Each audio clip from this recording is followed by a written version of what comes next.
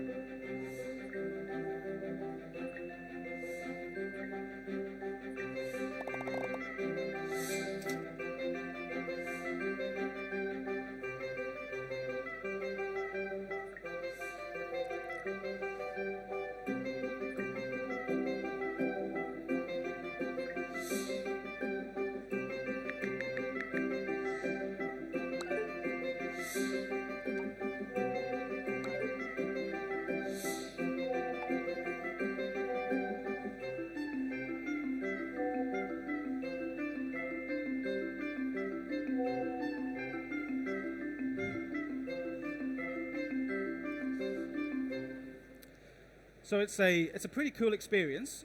One, I think it's hard to question that a lot of consumers would love to be able to have with a brand. Now, obviously, what's I think interesting about that is that's somewhat of a chatbot experience we're looking at there. We're not really looking at someone moving across channels, just taking a conversation they're having with their family and extending that into a conversation with a brand to just do something that they needed to get done. Now, chatbots have had a pretty bad name for probably quite a good reasons over the years. If you think about the way most chatbot experiences fail, the one I mentioned at the start, the reason they fail is ultimately they don't never know really who you are. So actually, to make it work, you need to connect it into your data. You need to make so that as a good example, it needs to be connected to your back office systems, whether that's your product catalog or whether that's your e-commerce website. It just needs to be connected to the ecosystem rather than just sitting as a channel. You need to be able to move the conversation to a human really easily, and you need to be able to allow them to move from WhatsApp to a different channel as seamlessly as you like. But the power and the reason why people got excited by chatbots is still there. It creates that level of scale that allows you to move into new markets, allows you to move faster without piling loads of resources in.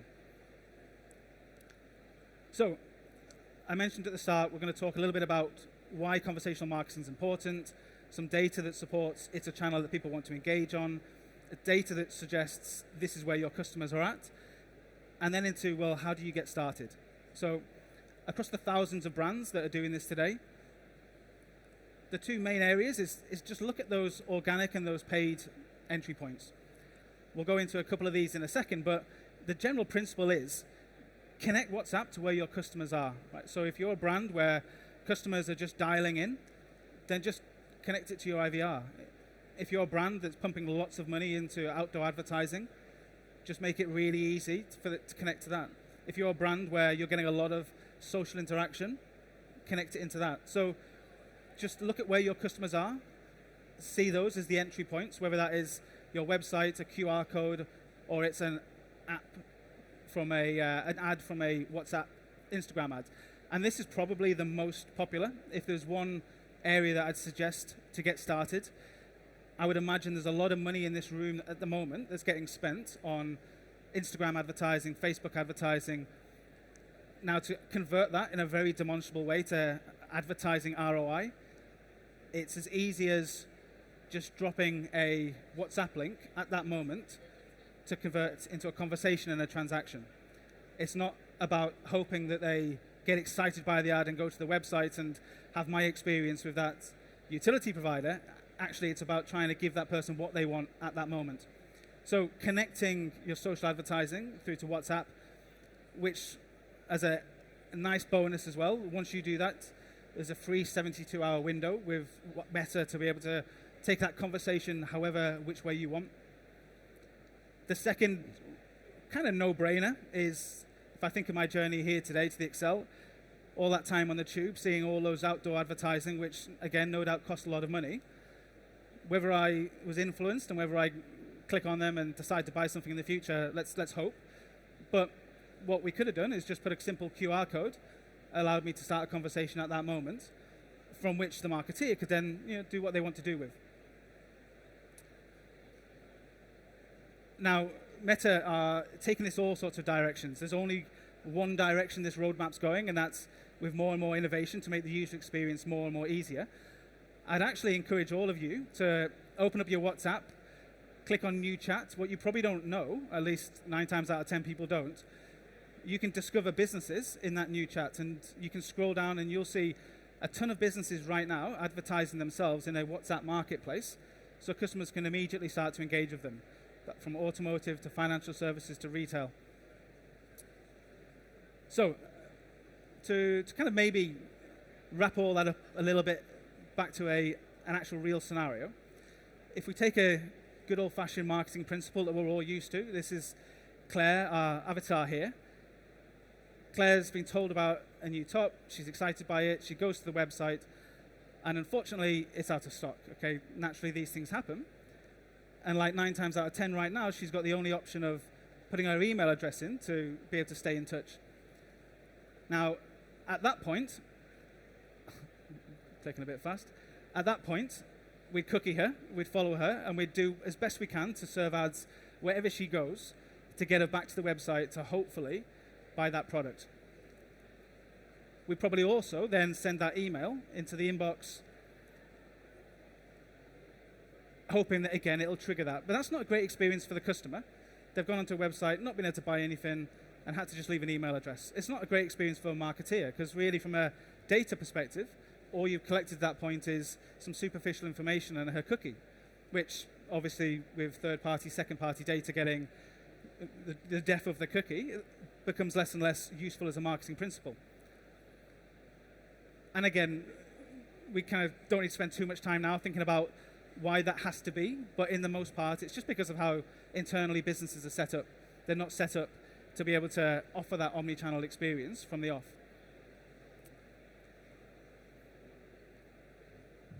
Now, if we look at a different scenario, so Claire, same instance, gets excited by a top, wants to buy it.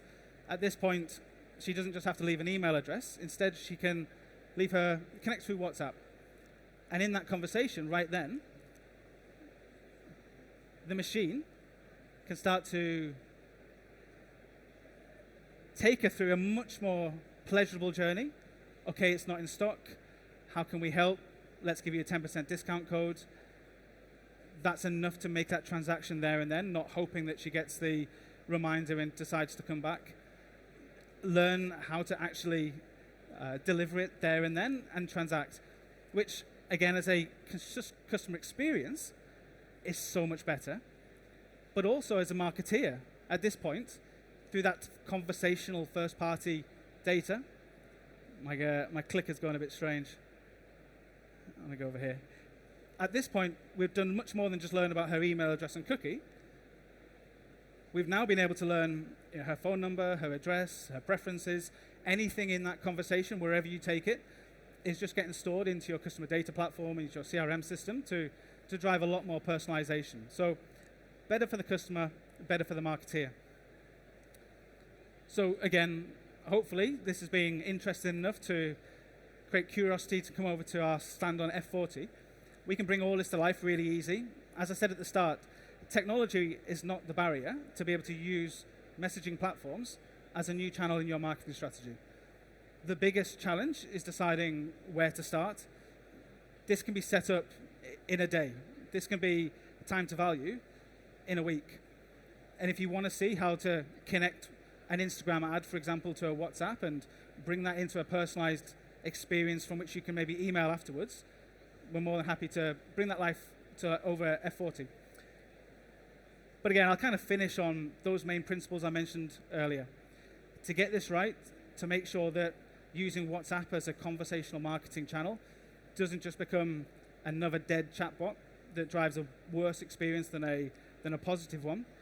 The main things to think about is just connecting it, ideally, into other channels, connecting it into your legacy systems, into your back office, into your systems of record, leveraging artificial intelligence with obviously things like ChatGPT now, which takes that level of scaleized personalization to a whole nother level, and actually drawing insights continuously to be able to pivot and move it where you need to go to.